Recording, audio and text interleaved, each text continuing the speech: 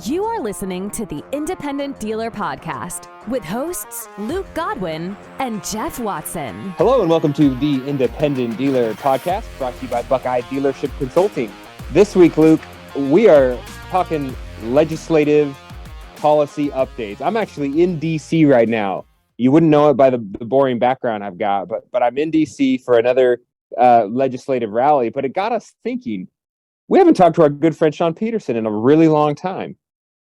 Yeah, it's great. Yeah, Shaun is the guy when it comes to what's going on in DC, what the car dealers need to do to just be aware of the policies that crazy legislation may lead to, or just the wrong group in lead in DC can lead to a bunch of craziness for us car dealers. So, Shaun, thanks for being with us. This is probably like your 20th time on the Independent Dealer Podcast. We really appreciate it. How's it going, buddy? I'm doing fantastic. So do I get a frequent flyer punch card? Like if, 20 appearances, get one free kind of a thing? Is that? I think so. I think we can do that. We always go to the smartest guys. So it's definitely something to be said. When we need good, accurate information, we call up Shaun. It's always great to be with you guys. I appreciate the invitation. Well, Shaun, what should we be worried about? What's the top thing we should be worried about right now? Well, there's so much that's going on. It's interesting to me. From a political standpoint, maybe it's good to kind of set up the politics right now, right? So, we have a Democrat-controlled White House. Everybody knows that. We have a split Congress, right? We have a Republican-controlled House of Representatives. We have a Democrat-controlled Senate. Now, interestingly enough, I have a couple of senators on the Democrat side that have battled some health issues. Nothing's really happening from a Senate perspective, in large part because it's hard to call up votes when you have a couple of folks on the bench that could ultimately swing the vote the other way. So there's just not been a lot of activity in the Senate. And on the House side, you've got an active House of Representatives that's really kind of an investigation mode and oversight and hearing mode, as they kind of pull apart some of the things that they've disagreed with over the past couple of years of a Democrat-controlled House of Representatives. So there's not much that's going to happen, I don't think, from a congressional standpoint.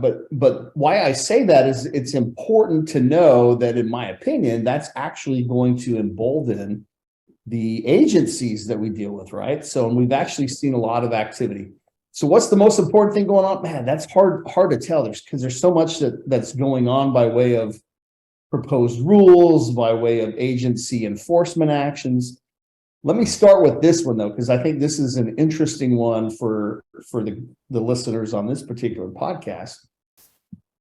We know that we've all been battling the CFPB for a very long time, right? At least 10 years, right? Yeah, the CFPB's been in existence now for about 12 years. And part of the challenge, those of you that have been with us to Washington in years past, where we have taken issues about the CFPB's organization and whether it's constitutionally structured properly. There's been a lot of legislation that's been proposed that would, create a rejigger the Bureau so that you have a bipartisan commission of multiple commissioners as opposed to one director that they have now, and have a budget that's subject to congressional appropriations like almost every other agency, right? We battled that issue a lot. Never got anywhere congressionally, right? The Democrats just weren't in favor of it, let it go. The Republicans, could never get things over the finish line across, all the way across the board. So there's been some significant court challenges in the past, right? The CFPB here the Supreme Court several years ago had a case that the issue of whether or not this one bureau or one director in charge of the bureau was something that was constitutional or not. And ultimately they said, not really, but we're going to allow one director. He just cannot, have these protections that were originally built in where he could not be removed. And so we know that case has finalized. We still have the one director model, but he can be fired by the president at will, like any other cabinet head, so to speak. But the Supreme Court here in the last couple of months has taken up the second issue as to whether or not the CFPB is constitutional based upon this funding mechanism. So right now, the CFPB's budget is just given to them as a portion of the Fed's budget, right? So here's a chunk of money, go do your thing, and the opponents to that model say, well, there's no oversight, there's no control, there's no, the people don't have a say what's going on. Whereas virtually every other government agency is subject to Congress, appropriating the money, saying, all right, we're going to give you this. And you guys both have kids. I have kids. Luke's kid is, getting to this point now where you get to teenager mode, and Jeff will relate to this, right? What's the number one way to, kind of control the kids these days? Probably social media, I would think. It's I'm going to take away your money, right? It's, you can have the phone. Oh, yeah. I'm not going to pay for that anymore. There's no way, right? Especially as the kids get older. Hey, Dad, can you? Well, that's ultimately what we've got going on here right now is Congress, the House Republicans especially, want to be able to say, no. We get to decide whether or not you get the money or not. So the Supreme Court has had oral arguments on that case. A lower court found that the organization and the funding mechanism is unconstitutional. The CFPB appealed to the Supreme Court, and the Supreme Court decided to take the case. We expect a ruling sometime here in the next probably 6 weeks. Usually these big rulings are released in June. So it will be very interesting to see what happens with the current court structure and that decision. I would expect, if I'm shaking my crystal ball, I would expect that there's a strong possibility this court will say it's not a constitutional mechanism. Then the issue becomes, well, what happens to the Bureau, right? That's what I was about to ask. I mean, what if that has actually come to pass? I mean, does it shut down immediately, or does funding stop? What can happen? Well, I that's going to be interesting. The attorneys that I've talked to that are kind of watching all this with me, we have differences of opinion as to whether or not, it's what's the remedy? How does the court fashion a remedy? I would be absolutely shocked, beyond shocked, if the Bureau goes away. So I could certainly see a mechanism where, in essence, the past actions of the Bureau are, in essence, ratified, tacitly by the Supreme Court. I don't know that they'll ever come out and say, so let it be written, so let it be done, that everything in the past is legit now, but I think that you'll have some kind of a remedy. Again, this is just me shaking a ball. I think you'll have some kind of remedy where the court will say, hey, that's unconstitutional. Funding has to be subject to appropriations, like any other mechanism or any other agency out there, or most of the other agencies anyway.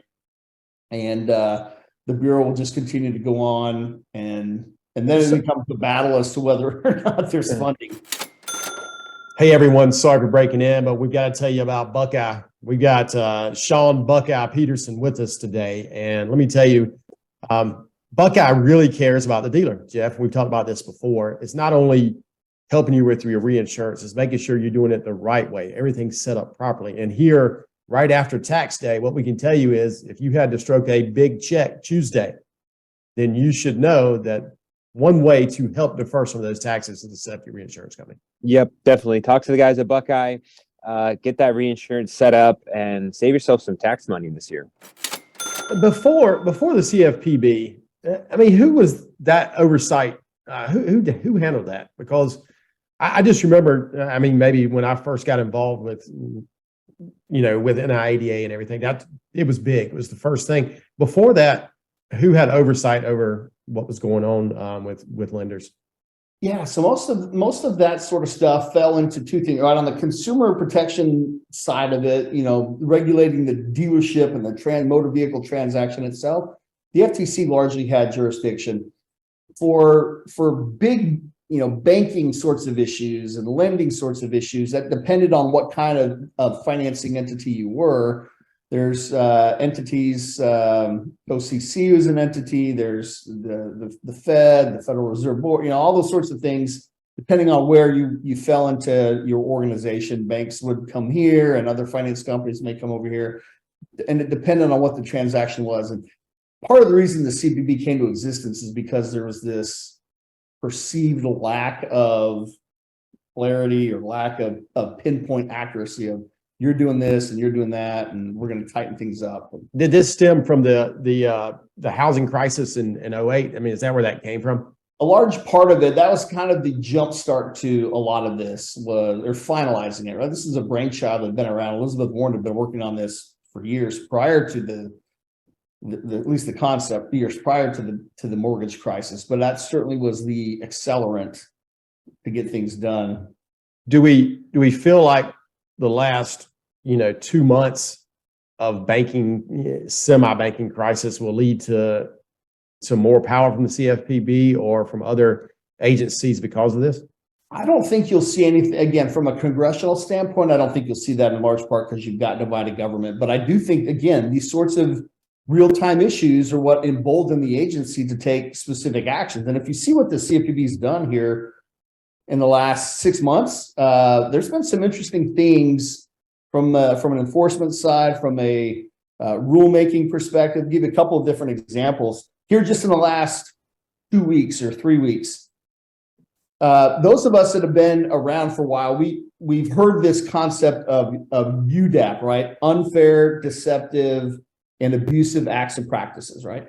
Every state has some version of what we call UDAP statute. Federal government has now created that in the form of what the FTC can do and what the CFPB can do by giving it various UDAP authority. One of the things that has always been an amorphous thing is this idea of, well, what's abusive? State level, that concept never really had existed before. At the FTC level, it never had really existed before. But when Dodd-Frank created the CFPB and gave them UDAP authority, they created that extra A. Not only did they have unfair, deceptive, they then added this abusive, but it had never been defined. So here the CFPB in the last couple of weeks put out a guidance document, and I'm all for guidance. I think guidance is good when it's reasoned. And they put out this guidance document that some would argue isn't reasoned. It tries to define what abusive is, and it includes things like if you're hiding things, if you're playing shuffleboard with terms and explanations are unclear, those sorts of things, right? That you're putting yourself in a position where you're truly taking advantage of a consumer because you're in a higher bargaining position, let's say, those sorts of things. The issue ultimately comes down to the objection that a lot of people have to this statement is, again, it comes down to who's the prosecutor, right? The CFPB director is ultimately going to be the one to say, I think that's abusive. And even though they try to put some parameters around that, it ultimately becomes well, we think this is abusive, so we're going to go with it, a whim kind of thing. So it'll be interesting to see how that plays out in enforcement actions. One of the other things that we've seen here over the last couple of months from the CFPB is really stepping up. A couple of key issues will be really important for buy here, pay here dealers. The CFPB has, in their supervision and examination of banks and larger finance companies, that they have the ability to go in and rip apart books and kind of check out every angle of the operation. We call that supervision. Under their supervisory authority, they've pointed out, we've seen some of these banks and finance companies make some mistakes in how they repo vehicles, improperly repoing vehicles when they shouldn't have been doing that. They specifically pointed out to several instances and reports that they released, and they don't name names of banks. They just say, here's the issue that we've spotted. Particular finance company may have made a deal with the consumer and agreed not to repo, and that message doesn't get back to the repo agent. Target's taken anyway. We have problems. The other thing that we've seen in that particular world is an improper credit of F&I product cancellation. So, for example, if there's a service contract or a gap particular product and there's a credit due to the consumer, either hasn't been given, inaccurately given, those sorts of things.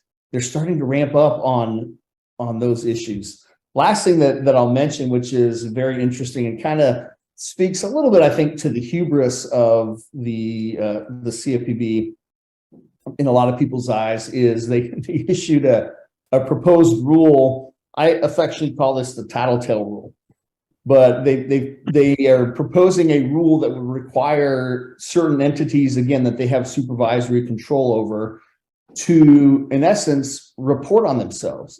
You got to tell the CFPB when you screwed up, whether it was intentional or unintentional, and you're subject to some kind of court order or state administrative action or something like that.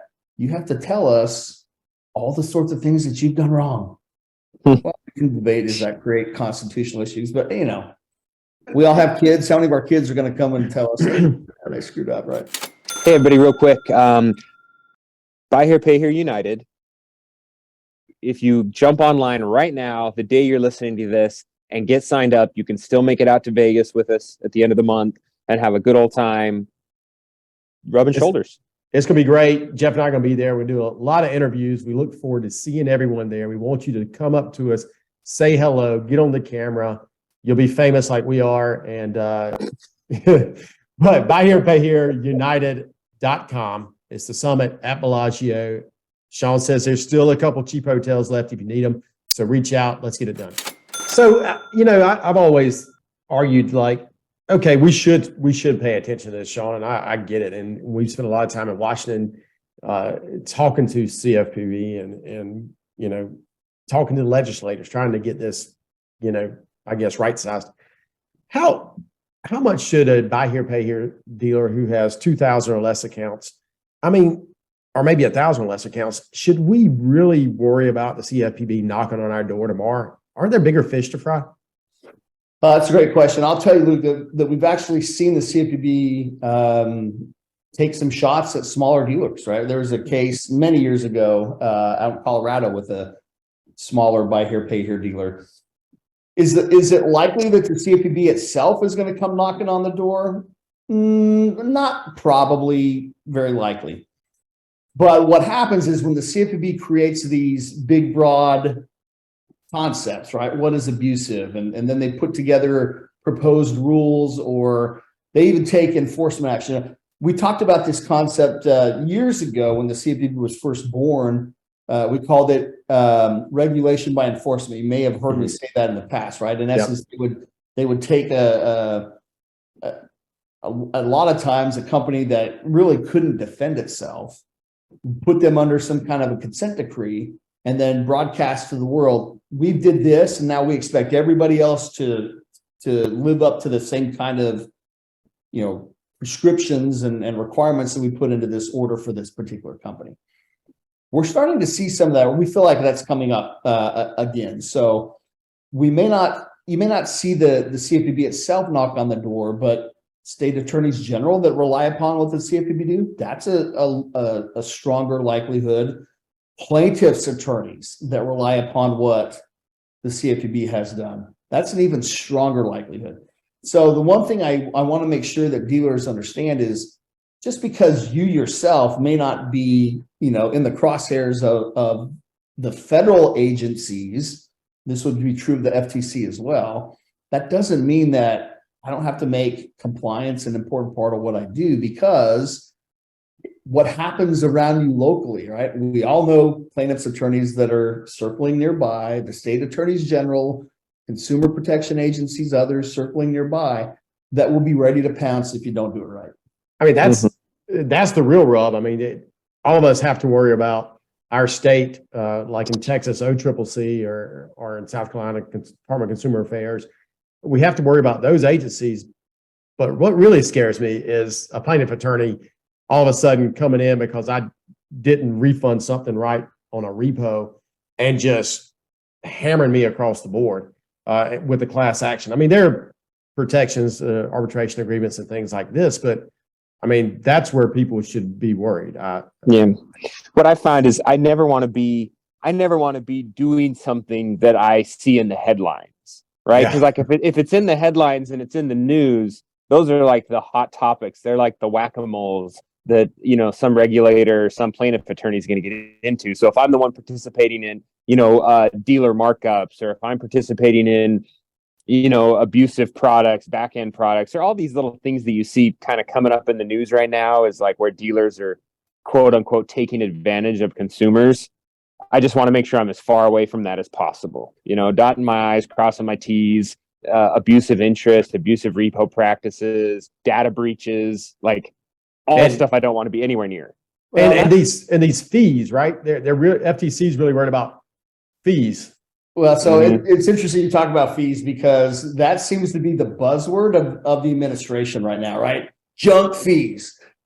I mean, I've seen the president refer to junk fees in, you know, these little impromptu press conferences that he does on the South Lawn before he gets on Marine One to wherever he's headed, right?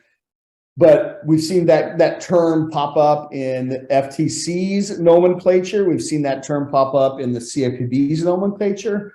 And, you know, I'm sure that's something that will continue to be around, because look, one of the things that, you know, both in politics and in law, you know, you're going to grab onto things that will make your argument sound sexier, right? And that's, oh, these are junk fees.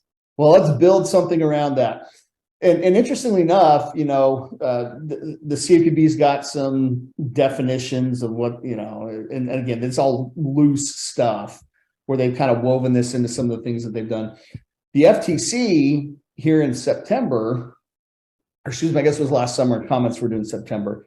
There's a proposed rule that the FTC is working through right now that will apply to car dealers. Now, I'm going to come back and kind of cover who it really applies to, because I think there's some loopholes that are interesting. But they've proposed a rule that's intended to cover kind of the entire scope of the automobile transaction, and it's really a swing and a miss in so many different ways, because they just don't understand the complexities and nuances that go into the transaction. When they released this proposed rule, again, aimed at trying to curb these junk fee concepts, that they're trying to shove certain legitimate things into this concept of, well, that's a junk fee, or has the potential to be a junk fee.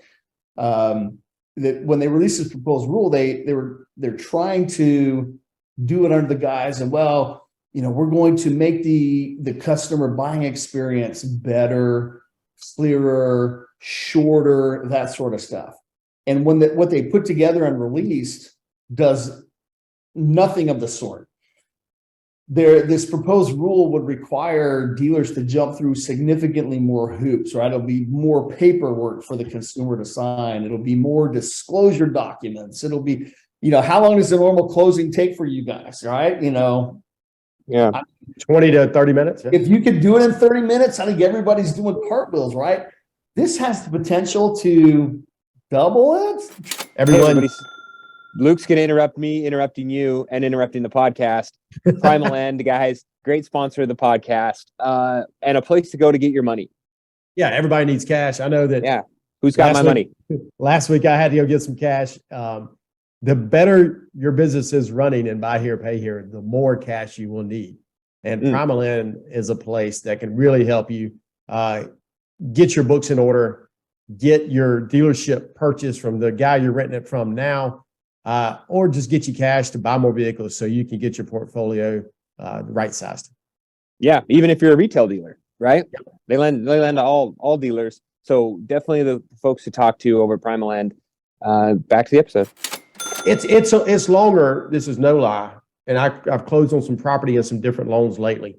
It takes longer to do a car loan and car sale than it does to buy a $3 million piece of property. And I'm sure they're going to make it worse, right?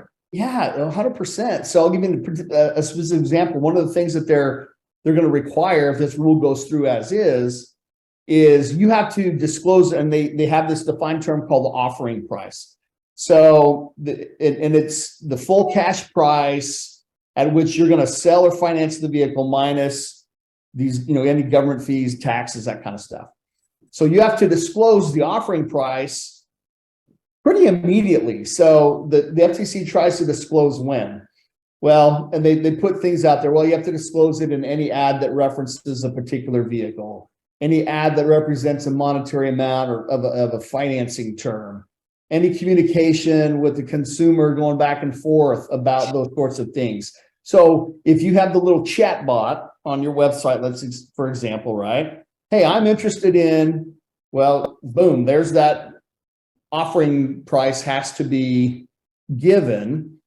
Customer calls you up or sends a text message to the, boom, you have to, and if they start to do that on, well, I'm interested in, a F-150. I'm interested, and you have 4 F-150s on the lot. Well, you have to provide this at 4 times. But if you provide it in writing, it must be disclosed in writing, and the customer has to sign it. I got it. Well, it's just more paperwork that doesn't have anything. Here's another thing that's interesting about this particular proposal is you'll have to create what we call an add-on list, or what the FTC is calling an add-on list, right? So if you have various F&I products, voluntary protection products that you're offering, you have to provide an entire list of all of that stuff. But here's where it really gets, from a definition standpoint, bogged down. If you're in the weeds of, well, I shouldn't say that, let me rephrase it. If you're offering not just F&I products, but you have other, let's just say aftermarket sorts of things that you're going to sell to the customer, right? Mud flaps, F-150, the nice little spotlights or whatever, the bumpers, all that kind of stuff, undercoating, etching. Yeah, you name it, got to list it. Your add-on list has to have that, and that has to be published, and you have to keep that up to date. It just becomes an administrative and paperwork nightmare. And it's all based on this idea of getting expressed informed consent, right? We want the consumer, this is the FTC talking, we want the consumer to have expressed informed consent on all the things that they're buying and participating in, well, you have to provide that again, like I said, every single time. So your deal jacket that was 25 pages before. Oh my gosh. Think about how many more times, how many documents that are going to go in there. It's a challenge. And here's what's interesting. And to me, one of the ultimate issues with this proposed rule, the FTC, and I'll talk about it from the context of, let's say you're going to offer a vehicle service contract, part of the deal. So you outline the terms of a vehicle as it stands now, right? You outline the terms of the vehicle service contract. You provide that document to the consumer. They have an opportunity to read it, and they're signing, right? I understand, and I've had an opportunity to read, and this is not condition of financing. All the sorts of things that go in there. They have that. You have a signed document that says, I understand. I have a chance to read it. Blah blah blah blah blah. The FTC in this proposed rule says, guess what? That document that they signed voluntarily isn't enough by itself to establish express informed consent. What? Well, what is? So it's interesting. Here's what they say. It has to be, and again, parsing this language is going to be interesting. It has to be an affirmative act communicating unambiguous assent to be charged, and it has to be made after receiving in close proximity to any disclosure in writing and also orally.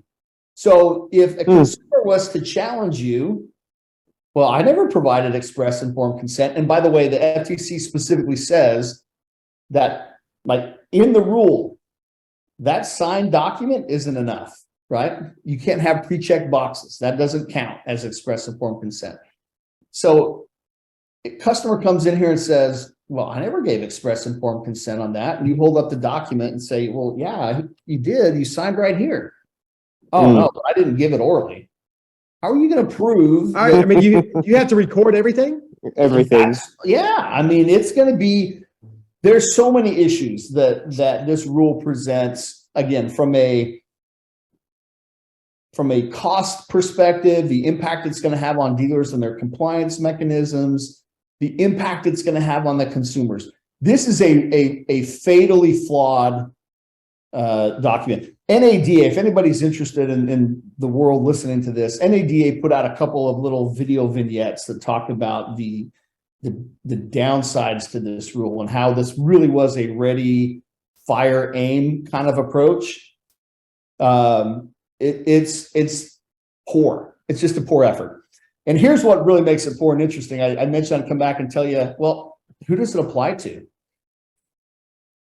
It applies to motor vehicle dealers, but listen to how they define motor vehicle dealers, which, and if you're familiar with the CFPB Dodd-Frank Act, it talks about motor vehicle dealers being, got to be licensed. Okay, well, everybody here is licensed, curbstoners, and again, that helps the curbstoning argument. Yeah, that doesn't apply to them yet. But has to be licensed dealer that takes title to vehicles and is predominantly engaged in sale and servicing of motor vehicles, or leasing and servicing of motor vehicles. Now, from an independent dealer perspective, how many independent dealers are not primarily engaged in servicing? It says both, right? Sale and servicing, leasing and servicing. So if you're not engaged in servicing, well, then there's an argument this rule doesn't apply to you. Oh my goodness. So here's the issue. If the FTC understood things, one, would we have a better rule that is doable? But two, would it really cover the people that they intended? There's no way, in my opinion, that they ever intended to exclude dealers that don't have servicing departments. Another reason to have your service department separate from your dealership. There you go. Like I do. I mean, yeah, exactly. So interesting to kind of circle back to where Jeff's at right now, and this idea of being in DC and talking about important issues. This is why you got to be in DC and talk about these sorts of things, right? So that we don't have regulations, whether they're on the books now or proposed regulations, that just miss the mark. Because look what's going to happen, right? Does the CFPB, and this is just me throwing things against the wall, does the CFPB come back later and say, oh, well, the FTC only went so far. We have control over buy here, pay here dealers. We're going to do something that's specific to buy here, pay here that's similar to this. Does the FTC come back and clean up some things? Yeah, who knows? All sorts of issues with that particular one. And that is the reason, dealers out there listening, if you made it this far, that we have to stay involved and we have to give money to the PAC, because these things are super important. And Shaun, I know when you were heading up the PAC, that was a big deal. And we made a lot of great relationships, and hopefully by the end of this year, if we go back to Washington, we can really get our foot back in the door and see things the right way. 100%. There's nothing more important than you having relationships with those that govern you. Yeah. We talk about it at the federal level, and these are things that are happening in DC, but it's happening in your state. It's happening in your municipality. The one thing that I would encourage every one of you to do, right? And grassroots means grassroots. Start where you're at. Build relationships with your local, whether it's your zoning director, or whether it's your mayor, city council, all the above, right? Let them know who you are. Let them know what you do, who you employ, what your business is all about. Build those relationships, because ultimately, who become the congressmen and congresswomen of the future? It's that group, right? So if you're building relationships with them now, but I'd also say they're the ones that are going to directly impact your lives in the moment, right? Let them have an understanding of what it is that you do and why you do it and what you're about. Sure. Well, Shaun, we appreciate it. Jeff, you got anything to add while you're Awesome. in DC? No, that's so great, Shaun. Every time I learn man, there are so many things I could be doing to make sure that I'm being proactive in my community and in those areas that matter. I probably can't, I can do a little bit here in DC to help change and affect it, but locally, so much stuff could be done. So, Shaun, we look forward to seeing you out in Vegas in a couple weeks. Really excited about it. I hear Payer United Summit is coming on strong, and for those of you that are interested and haven't signed up, there's still opportunity to do so. It's 2 weeks from today, we'll be 2 weeks from today, and we in class. Still have a couple of cheap hotel rooms in the back pocket. So if you need something, reach out to Angela Snow, and we'll get you hooked up. Sounds great. Thank you, Shaun. Hey, Shaun. Thanks for having me. Dealers helping dealers. Please leave us a review and subscribe. The Independent Dealer Podcast.